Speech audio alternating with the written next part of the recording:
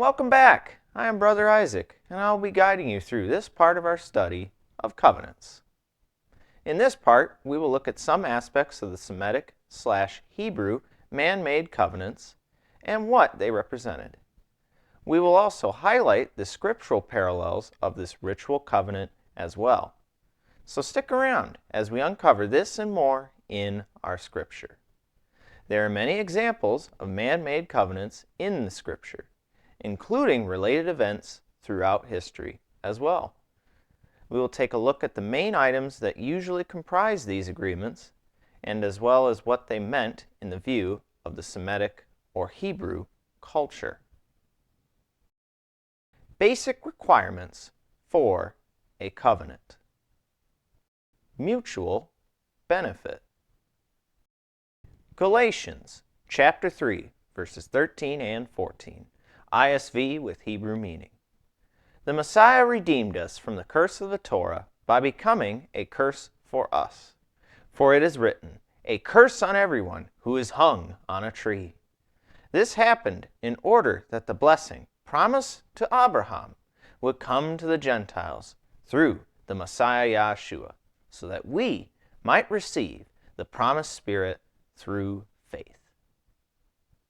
His benefit is a glorious company of people who keep His commandments and become eternal residents of His family.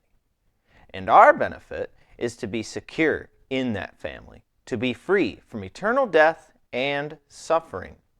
We can be a part of His covenant and the promises of it.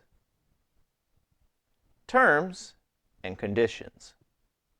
Yochanan, John chapter 14, verse 15, ISV. If you love me, keep my commandments. Galatians chapter 3, verses 26 through 29, ISV with Hebrew meaning. For all of you are Yah's children through the faith in the Messiah Yahshua. Indeed, all of you who were baptized into the Messiah have clothed yourselves with the Messiah, because all of you are one in the Messiah Yahshua.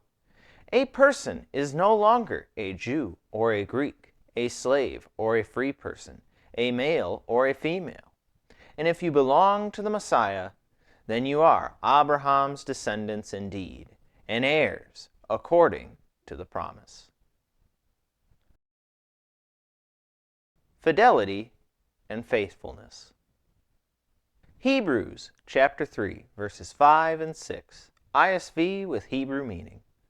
Moshe was faithful in all Yah's household, as a servant who was to testify to what would be said later.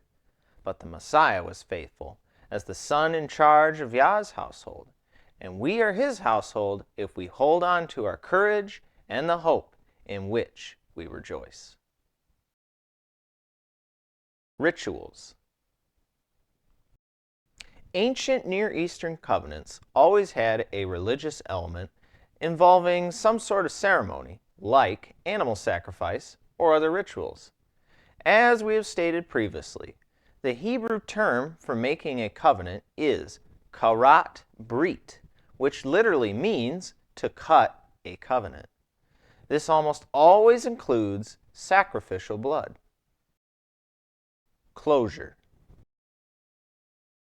The scriptural covenant was enacted at the end of the rituals with the sharing of a meal between the two parties. Bereshit, Genesis chapter 21, verse 27, ISV with Hebrew meaning. So Abraham took the sheep and oxen and presented them to Abimelech, and the two of them made a covenant. Bereshit, Genesis chapter 31, verses 53 and 54, ISV with Hebrew meaning. May Avram's Yah and Nahor's God judge between us. So Jacob made an oath by his father's fear, offered sacrifices there on the mountain, and called on his relatives to eat some food. So they ate the food and spent the night on the mountain. The glue of the ancient covenant was a deep sense of fidelity and faithfulness by all parties involved. An example of this is found in Bereshit, Genesis chapter 31, verses 43 through 55. Jacob and Laban agreed to a covenant between them. the breakdown of ancient traditional Hebrew blood covenants. When two Hebrew males entered into a blood covenant, they went through a very specific ceremony. To explain it to you, it will help to go through the ritual for entering into a blood covenant as two Hebrew males would do it. Listed on screen shortly are the basic steps in this ritual. Step 1. Take off coat or robe. Step 2. Take off belt. Step 3. Cut the covenant. Step 4. Raise the right arm and mix blood. Step 5. Exchange names. Step 6. Make a scar. Step 7. Give covenant terms. Step 8. Eat a memorial meal. Step 9. Build or plant a memorial. Now we'll go through each step and what they are. Step 1. Take off coat or robe. The first thing I do when I'm making a covenant with you is take off my coat or robe, and I give it to you. Now to the Hebrew, a person's robe represents the person. By taking off my robe and giving it to you, I'm symbolically saying, I'm giving you all myself, my total being and my life, I pledge to you. Then you would do the same to me. A good example of this is found in Shemuel, Aleph, or 1 Samuel chapter 18, verses 3 through 5, ESV. Jehonathan, Jonathan, made a covenant with David, or David, because he loved him as he loved himself. Jehonathan, Jonathan, took off the robe that he had and gave it to David, along with his coat, his sword, his bow, and his belt. David went out and was successful everywhere Shaul, Saul, sent him, and Shaul put him in charge of the troops.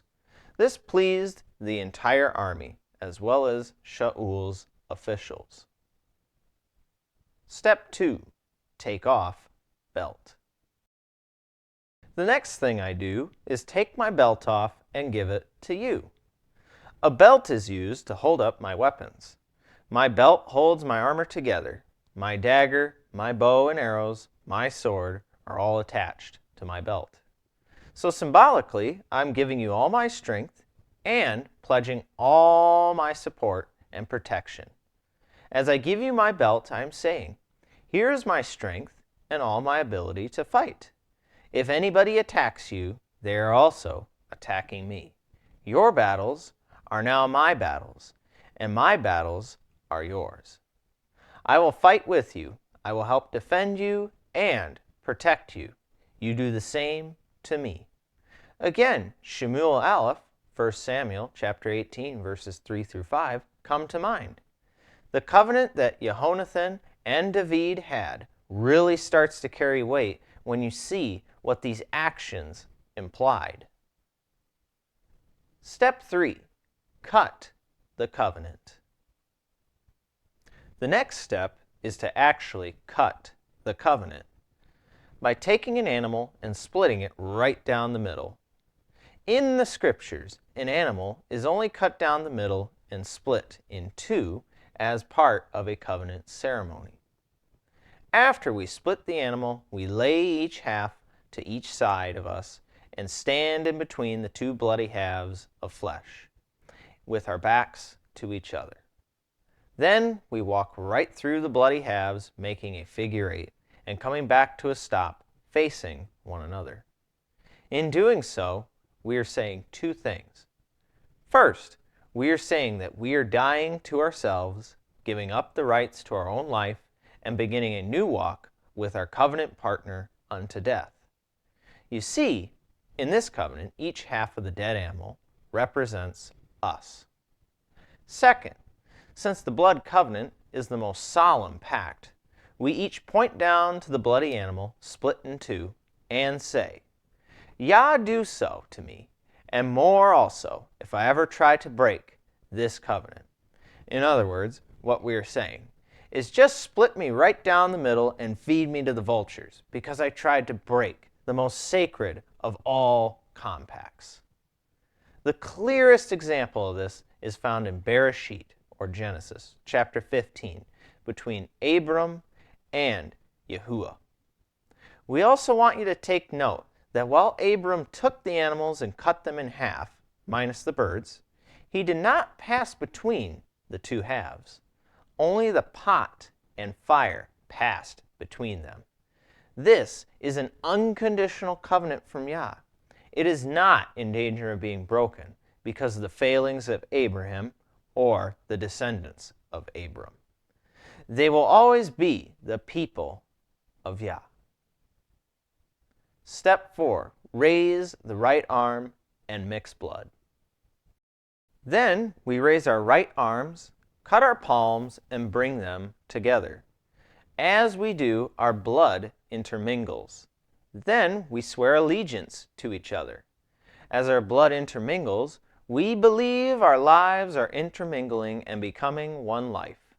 This is because our blood is our life, and to intermingle blood is to intermingle life. So, we are putting off our old nature and putting on the nature of our blood covenant partner. We too are becoming one.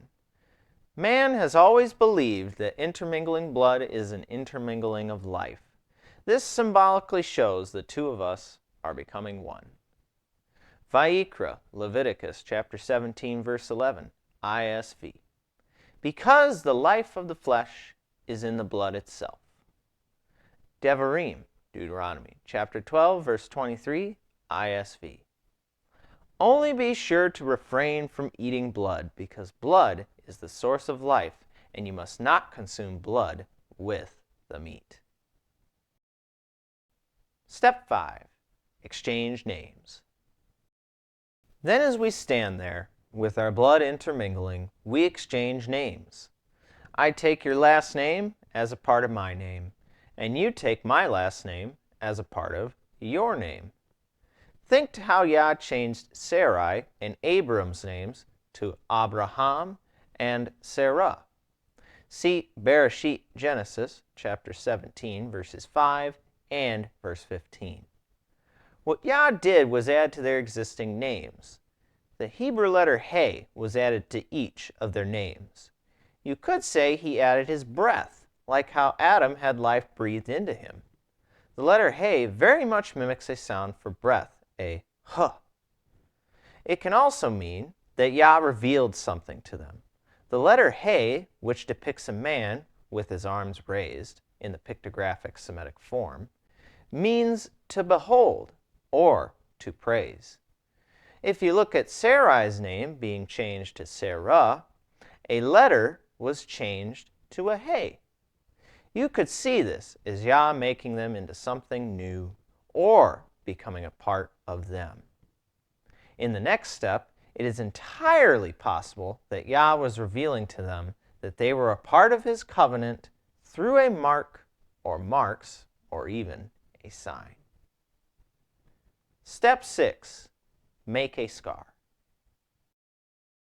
The next step is to rub our blood together and make a scar as a permanent testimony to the covenant.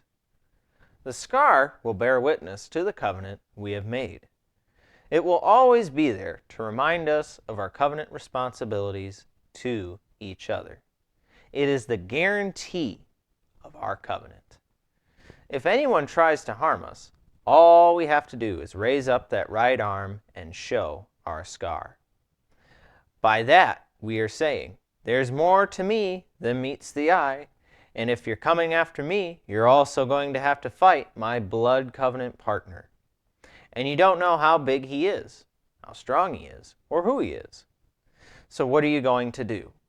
Are you going to take your chances, or are you going to back off?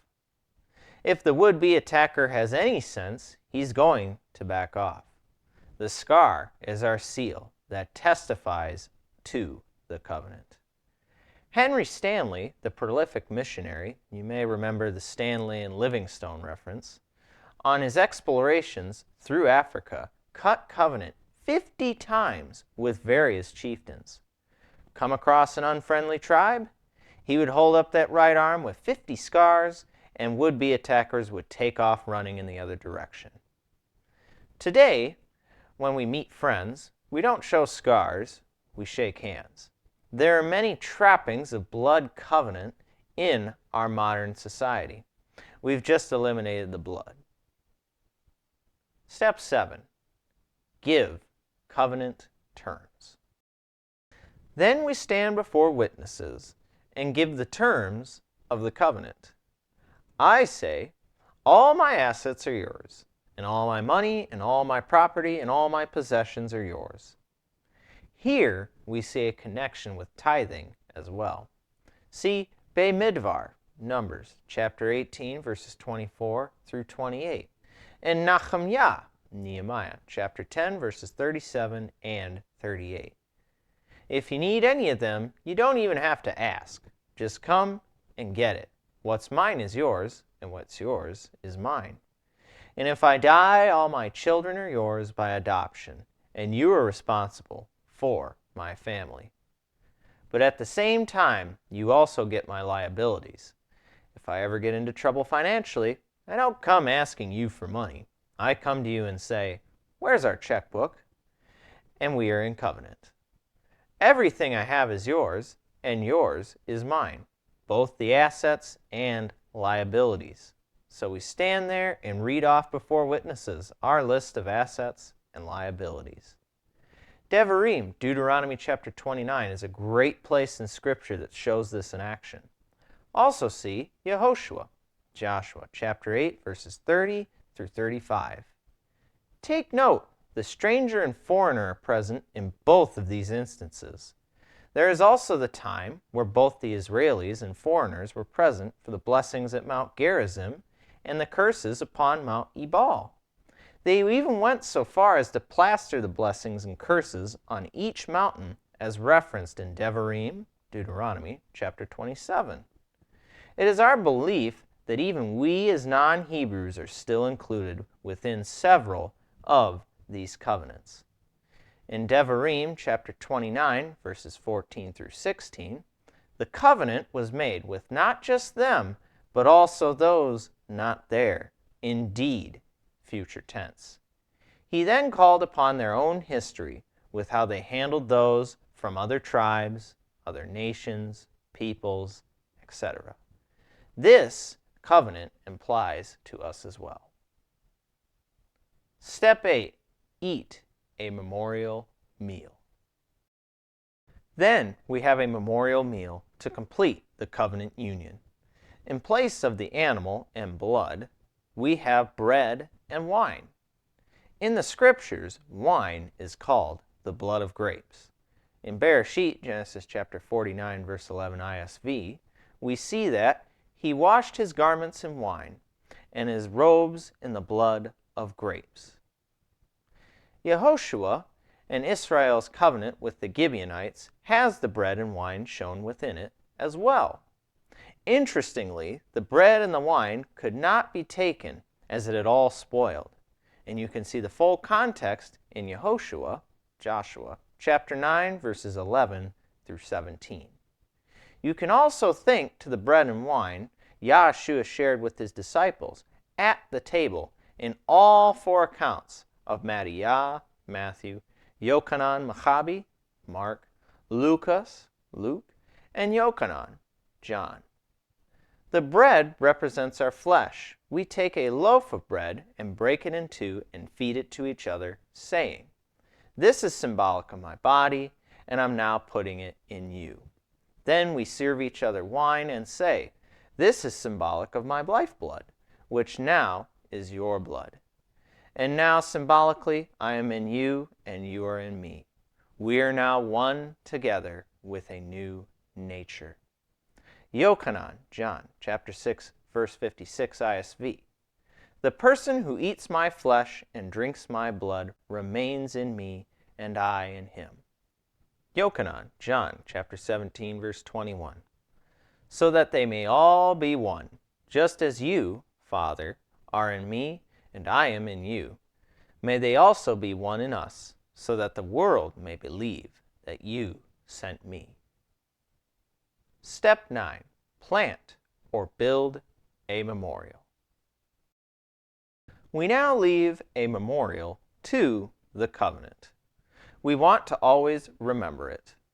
We do this by planting a tree that we have sprinkled with the blood of the animal. The blood-sprinkled tree, or stacked stones, along with our scar, will always be a testimony to our covenant. And this completes the covenant ceremony. From now on, we are known as friends. In scriptural times, one didn't use the word friend loosely, as we do today. You become friends only after you had cut a covenant.